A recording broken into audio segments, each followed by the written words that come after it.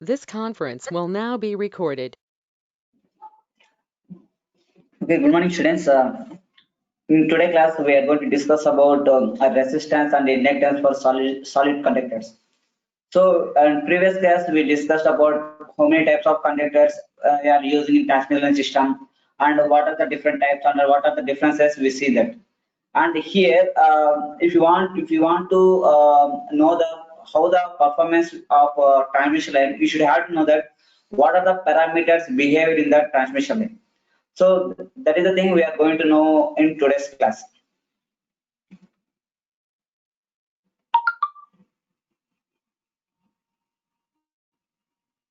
So I hope you guys are aware about what are the different types of conductors we are using in the transmission system.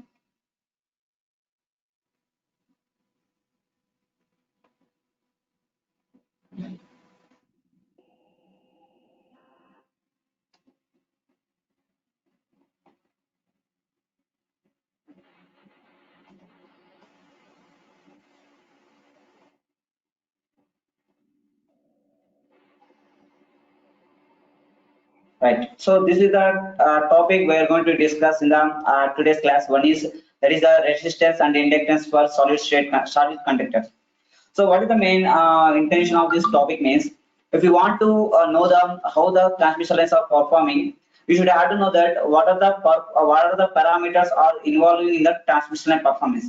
So we are already discussed what are different types of parameters are involved in the transmission lines. That is resistance, inductance. So these are the parameters are involved in the transmission lines, and it makes the performance for that how it will be performance. So let me see one by one. First one is resistance. So already you know that how the resistance will be, what are the properties of resistance, how it will behave, and mainly this type of resistance is depends on that four parameters. One is material, length, cross sectional area, and temperature. Do you know that what is the formula for resistance based on these four parameters?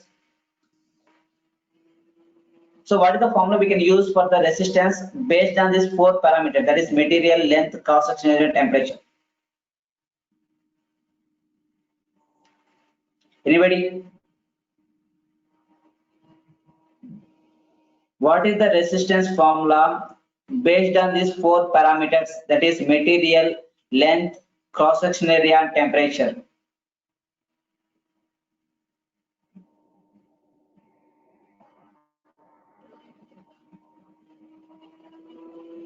Royal by A. What? What is the answer? Royal by A. Right, rho L by A. So this is the formula we can use for finding the resistance of a particular material, and this mainly depends on these four parameters. Material. So in the formula, rho L by A. So here rho is specific resistive of a particular material. So it is different for based on different materials. So that is given by the material, and length, and cross section area, and temperature. These are the four parameters are involving the resistance value. Now, based on the resistance value, the conductor should act as a two ways. One is a conductor, another one is insulator. So these two types of conductors we are using in the transmission lines. When it is called as inductor means when it is allows the flow of current. It means that this type of material is having the less resistance. And insulators, it should avoid the flow of current, and it has the high resistance when compared to the inductor. Now, let me go for how we can calculate the resistance for solid conductors. Now, so the resistance is then one of the most important parameter in transmission line. So what is why we are saying that it is important means, if you want to calculate that how much of power losses occurred in the transmission line, so then it needs that resistance value. So what is the power loss related to the resistance? What is the power loss formula which is related to the resistance? I square R, sir. Right. So P is equals to I square R. So if you want to find that power loss in the transmission line, you should know that what is the resistance of a particular conductor. So that's why we are giving the more importance for the resistance in transmission line. Next, the resistance of the line is uniformly distributed. So it is not a lumped parameter, right? So it is completely uniformly distributed. But the problem is, if it is uniformly distributed, means we can't able to find that performance of the transmission line. So what we have to do means we have to convert it as a lumped parameter, that is for convenient purpose. So do you know the difference between distributed and lumped?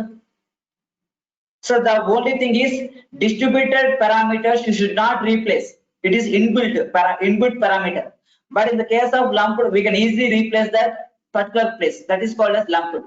If you want to analyze the resistance of a transmission line, you should have to consider as a lumped parameter as shown in the circuit. See here, if you convert that distributed parameter as a lumped parameter, then you can easily calculate that what is the resistance value. Based on the resistance value, how much of current is flowing. Based on the current value, how much of voltage drop will be occurring, and same time we can find the power loss. The main aim is we have to find the power loss in the transmission line by using this type of parameters. Then only we can examine that what is the efficiency of a transmission line and what is the performance for better better work purpose, right? Now, so are you seeing the two equations for resistance? This is the resistance formula and this is the resistance. So both are resistance formula, but what is the difference between these two? Anybody can say that? What is the, so both are belongs to the resistance formula itself, but there is a difference between these two. So can you say what is the difference here?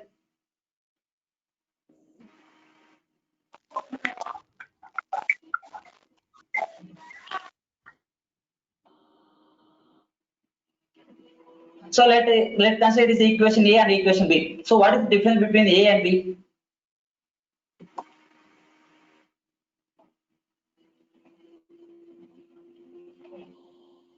Just you can message chat box your answer.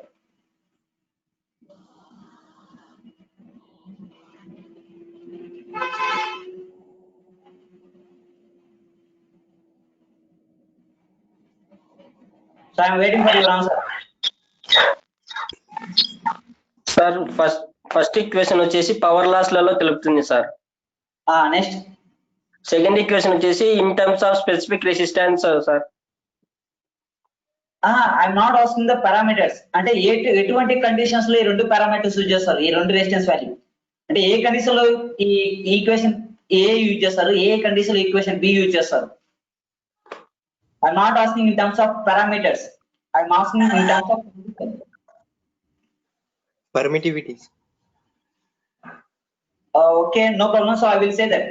See, if you even see these two equations, in that the equation one, so this one is constant resistance value. It won't be affect, it won't be changed. Suppose let's consider any if you consider a steel conductor, then you can easily calculate that resistance what is having. So what is the resistivity of the steel conductor and what is length, what is cross section, it won't be changed, right? So it is fixed value. But in the case of this equation, it is variable. Why? Because there is a certain amount of current will be changing. Based on the current, the power loss is also changing. So that's why where the parameters are constant, there we can use that resistance value, this one. Where the parameters are changing, then we can use that this one. So R is equals to VI, R equals to P by I square. These terms are variable. So it means that it should depends on the other parameters. So that's why this resistance is a variable and it is a constant. So that is the difference between these two resistance equations based on the conditions. Now see here. So what is the difference means? When the distribution of current in the conductor is uniform. So if current is uniform, there is a constant power losses will be occur and there is a constant voltage drop will be occur. But when the current is keep on changing, so when current will be changed? Do you know that when current will be changed in the transmission line? Voltage change అయినప్పుడు sir. కాదు, no. Resistance. No. when the load is suddenly changed, right? So at that time the current will be changed based on that voltage, and current power loss also change. So that is the difference between these two. So that's why I see here, when the distribution of current in a conductor is uniform, then effective resistance equals to DC resistance. So this is called as DC resistance. Why it is called as DC means, in DC there is a uniform current is flowing, right? So that's why that is the difference between these two equations. Now, so how the resistance of a conductor will be changed? So there are certain parameters are involving in the resistance values. So that the parameters are these three. One is frequency, spiraling, and temperature. So I already said that frequency nothing but the sinusoidal changes in the current or voltage waveform. So if it changes, the automatically its resistance also changes. Next, spiraling. So spiraling in the sense, if you use the number of bundle conductors, then its resistance will be changed. And temperature. So temperature also one of the most gradient will be affected on the resistance of a conductor. So what is the behavior? What is the relation between temperature and resistance? If the temperature will be increased, what about resistance?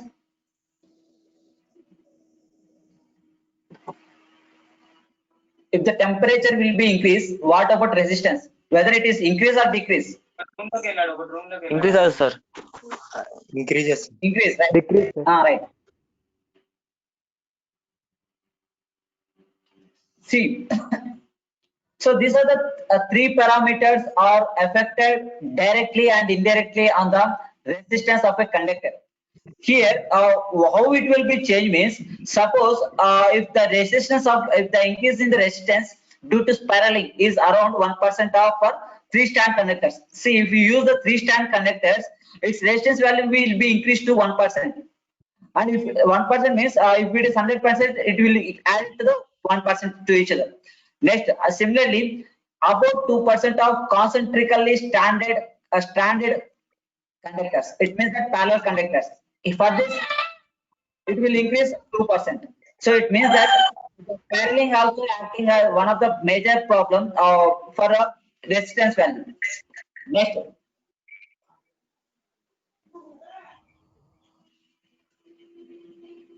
See, the conductor resistance is increases with respect to the temperature. So how we can say this? There is a one formula here. That is, the formula is R equals to R naught plus 1 plus T into alpha naught. So this is the equation says that the resistance will be directly proportional to the temperature. If the temperature will be increased, resistance also increases. And next one is, since the specific value, that is, this is the specific value of any material. Suppose let me take the iron conductor. Its specific value will be similar, but it is not suitable for where we are using this conductor. See here, since the value of rho is given at a specific temperature, so the manufacturers will decide that this value at specific temperature like 40 degrees centigrade or 30 degrees centigrade. But these conductors are facing the higher temperature than this. So this is the standard temperature of the conductor, but transmission lines are flowing in the more than 40, so 44 degrees centigrade. At that condition, the resistance value will be changed. So it means that its value will be increased, then the resistance value also increases. Why? Because R is directly proportional to the rho, and this rho value should be depends on the temperature. If the temperature increases, resistivity also increases, then resistance also increases. So that's why these three parameters are involving the resistance value of a conductor. Now we will see that how we can calculate the resistance based on the temperature. Now, so this is the equation we are using, that temperature gradient. So if you know the temperature value, then you can calculate that resistance for this. See, for small changes in the temperature, the resistance increases linearly. So it means that if you draw the graph of resistance with respect to the temperature, it should be linear. Why? Because both are directly proportional. and the resistance of temperature, the resistance at temperature T is given by this formula. So it is the most important formula for your competitive exam. So what is the resistance value we have to use for a given temperature? That is the formula here. RT is equals to R naught into 1 plus alpha naught T. So here RT is a resistance at particular temperature. So suppose I want to find the resistance value at 40 degrees centigrade. Then I have to choose this value is equals to T. So T is equal to 40 degrees centigrade. And here alpha is the value, and it depends on the temperature coefficient of every material. So this is the formula we can use for the resistance at particular temperature in the transmission line. Now see here, if you are finding the resistance value at two different conditions, so I written here. So that is the first thing, R1. So this is the temperature 1 is equals to R naught alpha. So when you take the alpha naught is common. Why? Because alpha naught should not change. So it is completely depends on the type of material of the conductor. It won't change. So that's why it is constant, means that's why taken as outside. So this is the formula at temperature T1, and this is the formula at temperature T2. So this is at T1 and it is at T2. If you want to know that unknown value, we have to use this type of derivation. That is, if you divide R2 by R1, then you will get a formula like this. So here the 1 by alpha naught is a constant for every material. It won't be changed. The only changes are occur in the temperature and resistance. Suppose a problem will be asked. So here the two conductors having that different resistance. So R1 is equal to 4 ohms, R2 equals to 3 ohms, and if the temperature will be T1 is equals to 30 degrees, then what is the temperature acting on the resistance 1? So resistance 2. So then on that condition we have to use this formula for finding the unknown values based on the 2. So here 1 by alpha naught is a constant and its value is 228. So this is the standard values, and this value should be depends on that material type. So for silica, for steel, there are different values. I will tell you later, right? So this is the way of finding the resistance value in the transmission lines based on the temperature. Now we go for inductance. So how we can calculate the inductance and what are the importance of inductance? See, if you see that resistance and inductance, the resistance calculation should not change based on the how we are connecting the conductors.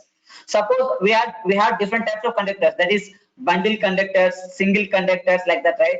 So in the type of construction, the resistance value should not change, but the only changes happening in this inductance and capacitance. So that's why we are concentrating on the transmission parameters, especially for inductance as well as capacitance. So let me see that how we can calculate the inductance for different conductor models. Suppose let me consider a conductor here,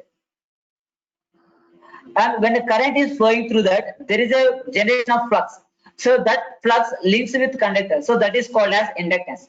See here, when an alternating flux is produced by the alternating current when flowing through the conductor, it means that when current is flow through the conductor, that is alternating, and it generates the flux that is also in alternating in nature, and this flux links with the conductor, and the conductor possesses inductance due to this flux linkage. It means that what is the meaning of possesses?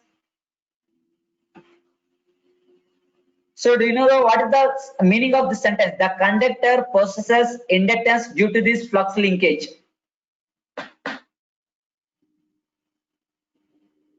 What is the meaning of possesses?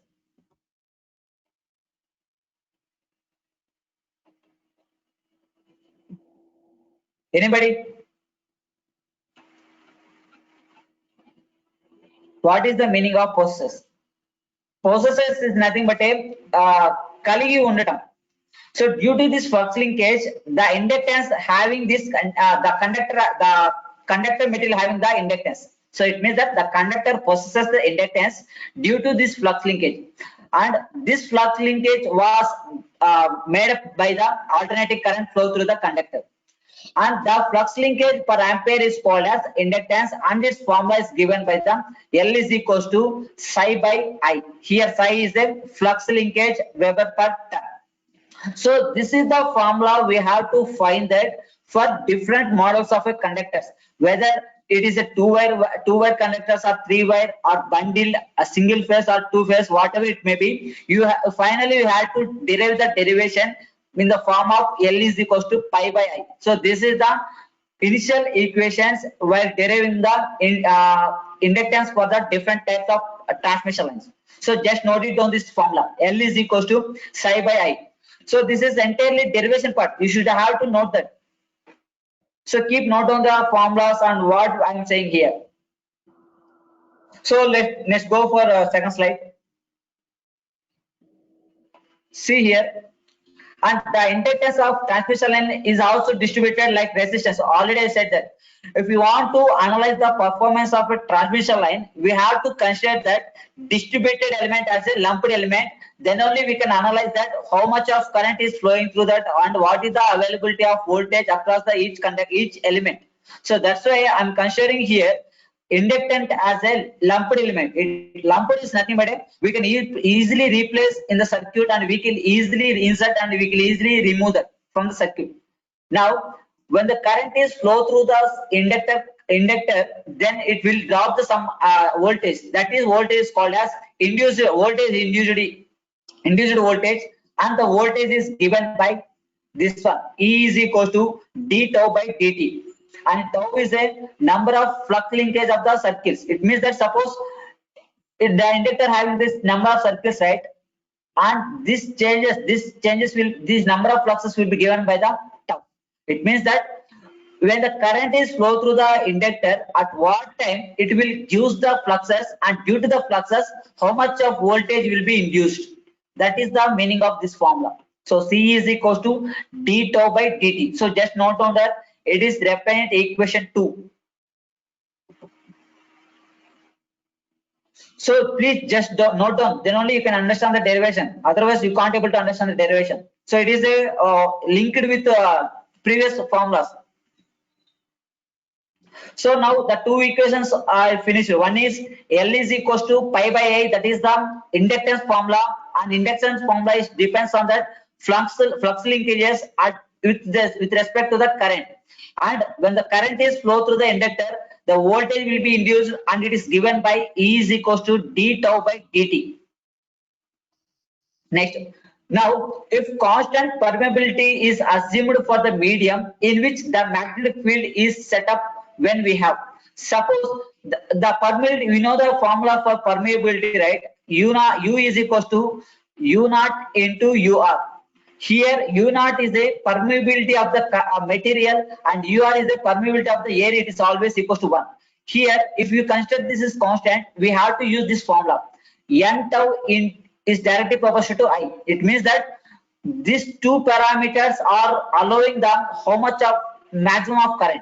So when the number of coils increases, then the flow of current will be increased. The finally N tau is equals to Li. Here L is a proportional constant. So the constant of proportionality is called as inductance. So this is the equation derives that how much of current is flowing through the conductor. It is completely depends on that number of turns and flux linkages in the inductor. And based on this, from this formula, you can write tau is equals to Li by N. So now 4 equations are kept. Just note on this fourth equation. Now substituting the fourth equation 4 in equation 2, you will get. So what is the equation 2 here? E is equals to d tau by dt. Now substitute the equation 4 in equation 2. That is E equals to d by dt into Li by N. So finally Li by N is dot di by. So it is completely depends on that inductance and number of coils. So E is equals to L by N di by dt. What is the meaning of this? Means that how much the voltage induced in the across the coil, it depends on that what is the inductance of the conductor and how many turns it has. So it is completely depends based on this voltage will be induced. So this is the equation in terms of inductance value and number of coils in that. Now for n, so the previous one is for one turn. So this is the voltage value for 1 turn. If you want to use number of turns, the induced value is E is equals to L into di by dt. So this is the equation you already studied in the machines. E is equals to L into di by dt. That is in the electrical machines 1, energy principle of energy conversion. You guys have studied this equation, right? E is equals to L into di by dt. For single excitation, double excitation derivation law, ఈ formula చూసింటారు. E is equals to L into di by dt. So this is the voltage equation across the inductance.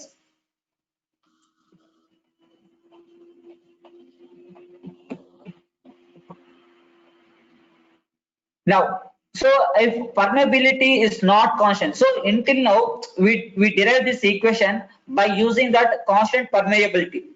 Now, if we are using that if the permeability is not constant, the above equation may also be used, but the inductance is not constant. See, so both are interrelated. If the permeability is not constant, inductance also will be changed. So from equation 216, we can get that d tau by dt equals to L into d by dt. So the equation 2 is E is equals to d tau by dt, right? So substitute here. Then finally we will get L is equals to d tau by di, and this equation gives the relation between that inductance as well as permeability. L is directly proportional to, if it is not constant, another one is also not constant.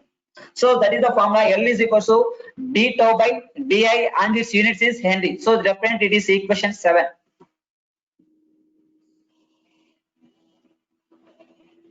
Now, while the flux linkage varying linearly with the current, the magnetic circuit has the constant permeability. So when there is a constant current is flowing through the conductor, then the all parameters up and in constantly. So that is in linearly. Why? Because the only parameter is affecting on the parameter, that is frequency, right?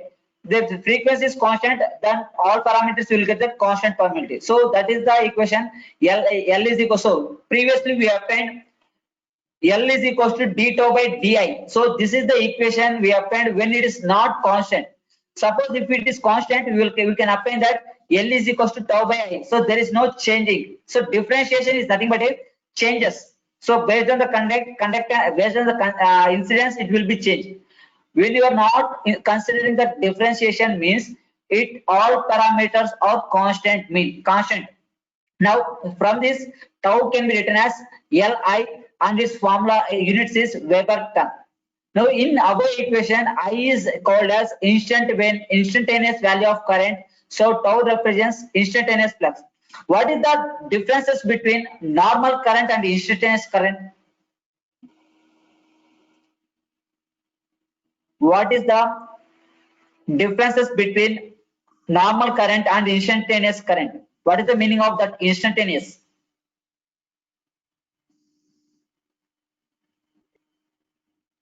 Sudden change current. Right. So instantaneous means we can get that particular angle with the maximum values. So we have that I is equals to I max into sine omega t plus or minus pi, right? So that is the equation of instantaneous value of current. But normal current we can append I is equals to V by R like that. Now for sinusoidal alternating current, the flux linkages are also sinusoidal.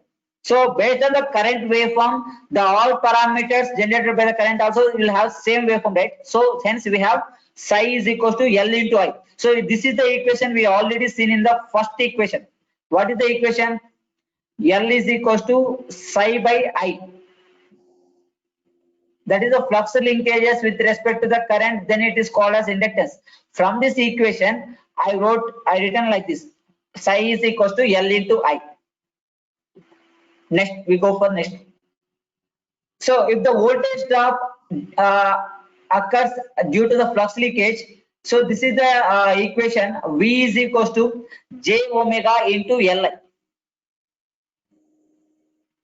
See, so generally for calculation of inductance, we go for mutual inductance also. So that is called as M12. and M21. So why? Because if you want to calculate the inductance and capacitance, it is always reference that mutual. What is the mutual inductance between these two parallel conductors? So like transformers, like, okay. So the mutual inductance between the two circuit is defined as the flux linkage of one circuit due to the current in the second. Suppose if you want to use if you want to find the flux linkage of circuit 1, then it will have that, sorry, M12 is equals to delta 12 divided by I2. So it means that the flux linkage of circuit 1 is depends it based on the current in the circuit 2. So that based on this equation we obtain like this. This is the voltage based on the flux linkage. V is equals to j omega Li. So instead of Li, I can substitute pi. So previously we got the formula pi is equals to Li, right? So finally we got the formula V is equals to j omega into Li. Now, so this is the representation of mutual inductance between the two circuits. Suppose if you are finding the mutual inductance in the circuit 1, so the current is I2 produces Psi12 flux linkage with circuit 1, then mutual inductance is given by. So if you observe here, the mutual inductance in the circuit 1 is depends on that current in the circuit 2. At the same time, if you want to find the mutual inductance in the circuit 2, then its value is depends on the current in the circuit 1. So that is I2. So finally, the voltage drop in the circuit 1 is given by this one. V1 is equals to j omega pi 12. In that the omega 12 can the psi 12 can be written as j omega M12 I2. So this is the voltage drop in the conductor 1 and this is the voltage drop in the conductor 2. If you observe here, the mutual flux linkage is depends on the current in circuit 2. At the same time, the mutual flux in the circuit 2 is depends on the current in the circuit 1. The concept of mutual inductance is required while considering the coupling between the two parallel lines. Why? Because the inductor and capacitor, I already said, it is always connected between the parallel lines. So resistance in series with lines and inductor and capacitor. Suppose if we are considering the two lines and we have to connect the inductor and capacitor with respect to the parallel. So that's why we have to calculate that mutual inductance as well as mutual capacitance among the two parallel conductors. So that is the concept we are discussing here. Now, so I will show you one video and it gives that clear about that how the inductor will be acting. It depends on the current. So I will show you a video here.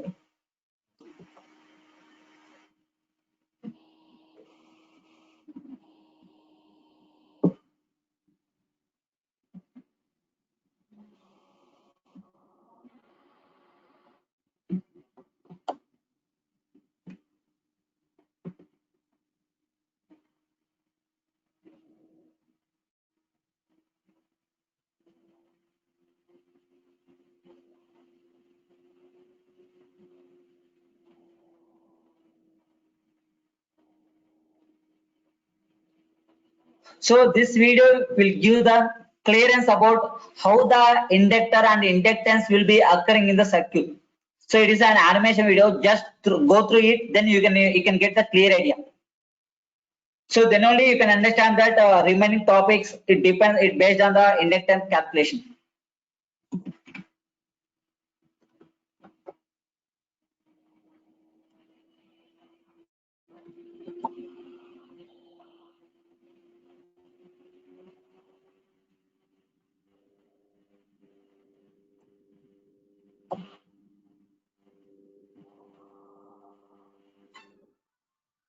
Flowing through the inductor creates a magnetic field, and magnetic fields do not like to change. As a result, an inductor is a device which tries to prevent the current flowing through it from changing. If the amount of current flowing through the inductor is constant, the inductor will be happy and it will not generate any forces on the charged particles flowing through it. So it means that I already said L is equals to d tau by dt, right? So if the current is flowing constantly, then you can consider L is equals to tau by I. But if there is any changing, there is you have to differentiate that what is the changes occurring in the current phi. In this case, the inductor behaves just like a normal wire. On the other hand, if we try to interrupt the current flowing through the inductor will generate a force, trying to keep the current flowing through it.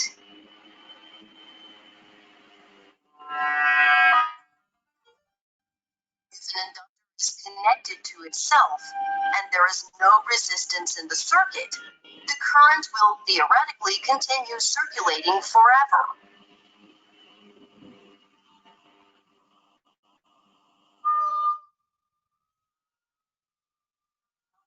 Unless we are using superconductors, all wires have some resistance to them.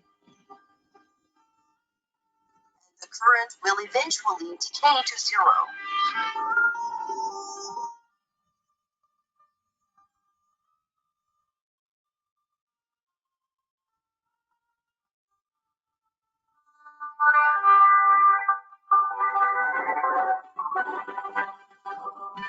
The larger the resistance, the faster the current will decay.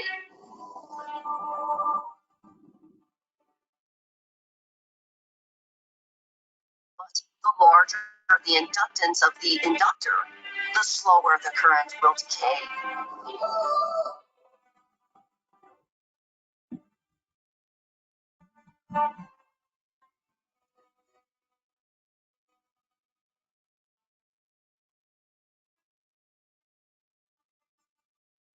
Once the current is at zero, the inductor will want to keep the current at zero, due to the fact that an inductor tries to prevent the current flowing through it from changing.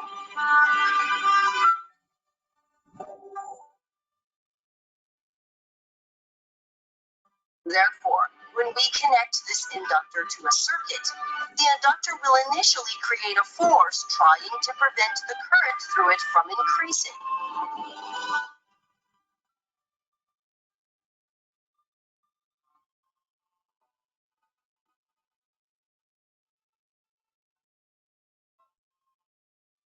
Current will slowly increase.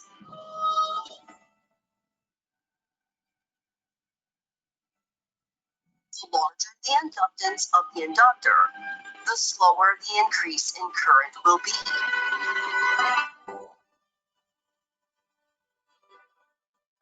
The current has stopped increasing and has reached a steady value. The inductor will then again be happy and not generate any forces. But when we try to turn off the current flowing through the inductor will then generate a force to try to keep the current flowing through it at this new constant value.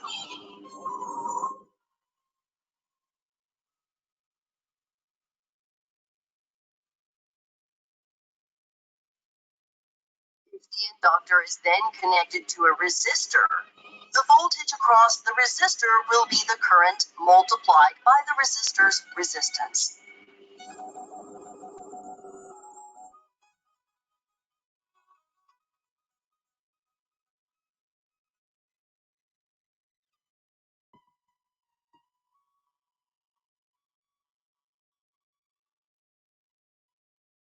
The inductor prevents the current flowing through it from changing instantaneously.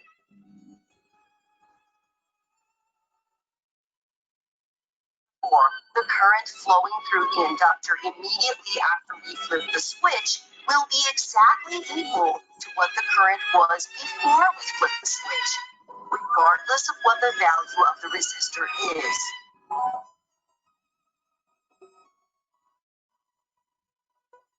If the value of the resistor is extremely large, then the current multiplied by the resistance will also be extremely large.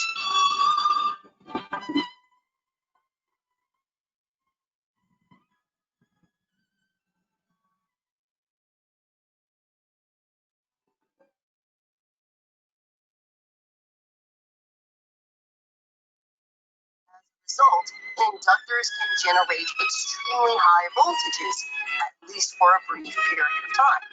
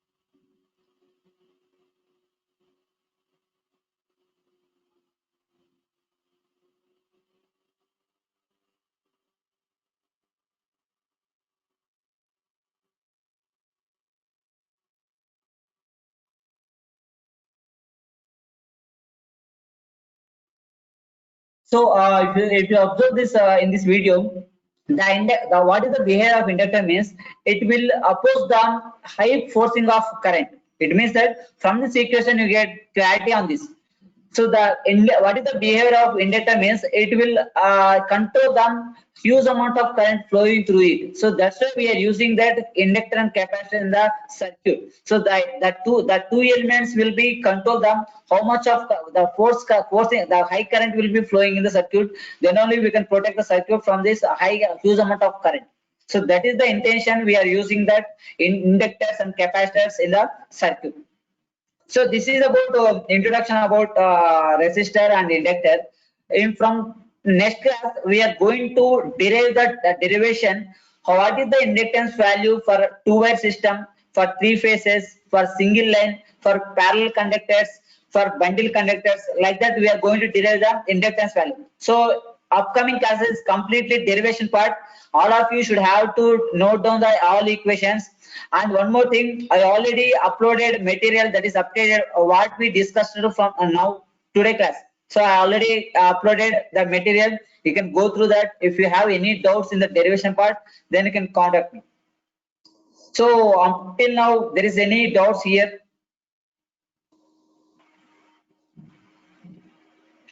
So in today's class, do you have any doubts?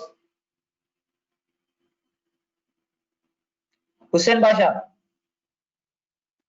Hello sir చెప్ sir temperature కు resistance కు relationship చెప్పండి sir graph graph చెప్పినట్టు okay right.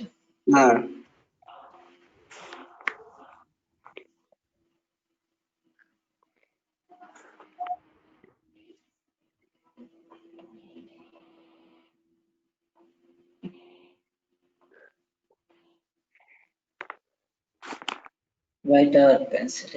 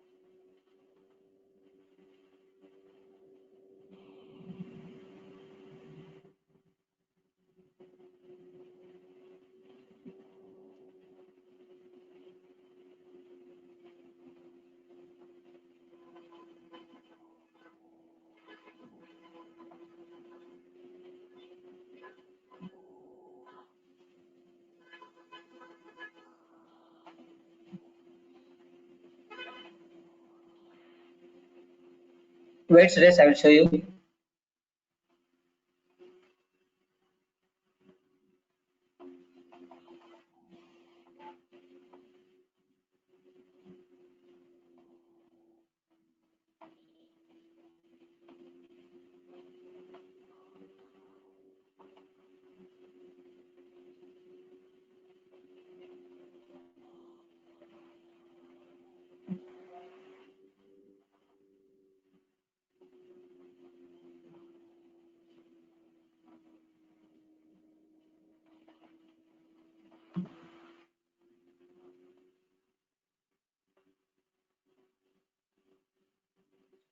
So this is the, so Suresh, are you seeing this? Yes, sir. Yeah. So this is the difference between the temperature and resistance. So, so it means that both our parameters are directly proportional. So both are increasing. The graph should be in linear in nature. Suppose initially they are manufacturing a conductor at 0 degrees centigrade, right?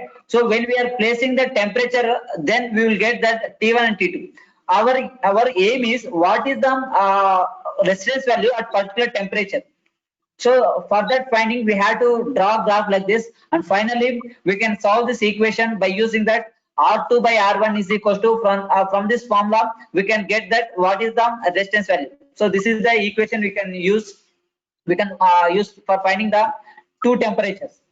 R2 by R1 is equals to T2 plus 1 by alpha naught divided by T1 plus 1 by alpha naught. So this is the relation between that temperature as well as resistance. So this is the one of most. So this also you have to draw in the they are asking explain about resistance of a single line conductor.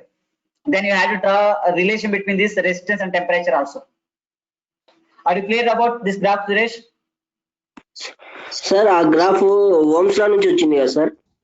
అవును. So అంటే Ohm's లాలో temperature అన్నారు sir. Ohm's లాలో temperature అనేది constant కదా sir, applicable Ohm's law applicable కావాలంటే. But అదే చెప్పేది. బట్ ఇనిషియల్ గా డెఫినేషన్ ఓరియంటెడ్ వచ్చేసి కాన్స్టెంట్ టెంపరేచర్. బట్ కనుక మనం టెంపరేచర్ ప్లే చేస్తున్నాం. So this is the real time application. So this graph will obtain in real time, not. So అది వచ్చేసి only definition orient of view. కానీ మనకు ఒక రియల్ టైమ్ లో చేస్తే కండక్టర్ అనేది టెంపరేచర్ ఎఫెక్ట్ అవుతుంది. So when the temperature is affected, then what is the resistance value? ఓకేనా? సో కాన్స్టెంట్ టెంపరేచర్ ఎందుకన్నామంటే that is only for definition, but the resistance value should not constant. మీరు observe చేస్తే resistance value colour coding ద్వారా ఒక value వస్తుంది, real time ఒక value వస్తుంది. Why? Because it is already affected by the temperature. Based on the temperature its resistance value will be changed. So మన ఫార్ములాని real time గా చూసుకోలేము. Why? Because real time the temperature is not constant. It is keep on going to increase, changes based on temperature changes, resistance also changes. Okay na? Fine sir. Right. Game doubts unaya? Right. So this is about today class. We discussed resistance and inductance. From tomorrow classes I am going to derive that what is the inductance value for different types of models in transmission lines, right? So just go through the material I already uploaded in the Google Classroom. Okay sir. Bye. చెప్పు sir. చెప్పు. అది conductor లో అది current flow అవుతున్నప్పుడు అది flow అవుతున్నప్పుడు sir temperature increase అవుతుంది కదా సార్. అంటే నార్మల్ టైంలో ఖచ్చితంగా ఒక కండక్టర్ ఎక్కువసేపు కండక్టింగ్ లో పాత్రలో ఉంటే ఆ వైర్ అనేది హీట్ టెంపరేచర్ అవుతుంది కదా సార్, హీట్ ప్రొడ్యూస్ అవుతుంది సార్. అప్పుడు కరెంట్ ఫ్లో అనేది తగ్గుతుంది అంటావు? అవును సార్. సో అందుకనే మనం మ్యానుఫ్యాక్చర్ చేసే ముందే ఏ మెటీరియల్ అయితే టెంపరేచర్ కోఎఫిషియంట్ అంటే టెంపరేచర్ కి ఎక్కువ రియాక్ట్ కాదో అలాంటి మెటీరియల్ యూజ్ చేస్తాం. మీరు అబ్జర్వ్ చేస్తే ఒక కాపర్ తీసుకో, నువ్వు కాపర్ ఎక్కువ హీట్ చేసినప్పుడు ఏమవుతుంది, దాని కలర్ చేంజ్ అవుతుంది, అంటే బ్లాక్ కలర్ లో వస్తుంది. అదే కనుక అల్యూమినియం కనుక యూజ్ చేస్తే it has the more temperature gradient, అంటే టెంపరేచర్ ద్వారా దాని ఎక్కువ ఎఫెక్ట్ కాదు. అందుకని మన ఓవర్ హెడ్ ట్రాన్స్మిషన్ లైన్స్ లో అల్యూమినియం ఎక్కువ యూజ్ చేస్తారు. ఏ మెటీరియల్ అయినా నువ్వు డిజైన్ చేయాలంటే first they are going to use that what is the mechanical strength of the material and how we can withstand this temperature, అంటే ఆ material అనేది ఎంత టెంపరేచర్ వరకు తట్టుకోగలుగుతుందో అది చూస్తారన్నమాట. సో మాక్సిమం మ్యానుఫ్యాక్చరర్స్ అనేది 45 degrees సెంటిగ్రేడ్ వరకు capable చేసే రకంగా డిజైన్ చేస్తారు. ఎందుకంటే so they will see the statistics, అంటే ప్రీవియస్ డేటాను కన్సిడర్ చేస్తారు. అంటే ఇక్కడ ఈ కండిషన్ లో ఎంత టెంపరేచర్ వస్తుంది, సో మన ఈ ప్లేస్ లో ఇంత కండక్టర్ పెడితే క్యాపబుల్ అవుతుందా లేదా. So they will going to survive. After then only they will install the transmission lines. So ఈ పారామీటర్స్ అన్ని వాళ్ళు ముందుగానే సర్వే చేస్తారు. అంటే ఈ ఇంత టెంపరేచర్ కి ఈ కండక్టర్ అనేది క్యాపబుల్ అవుతుందా లేదా, ఇంత కరెంట్ ఫ్లో అవుతుందా లేదా చేసిన తర్వాతనే they will go for real time applications. So that is called as analysis. So electrical system లో ఎప్పుడు కానీ డైరెక్ట్ గా ఎస్టాబ్లిష్ చేయరు. So first of all they go to analysis. So each and every parameter they are considering that analysis purpose, then only they go for a real time application. Okay, na Rajesh? Okay sir. Right. Okay So sir. I'm going to end this class. Do you have any doubts? Then you can contact with me. Thank you.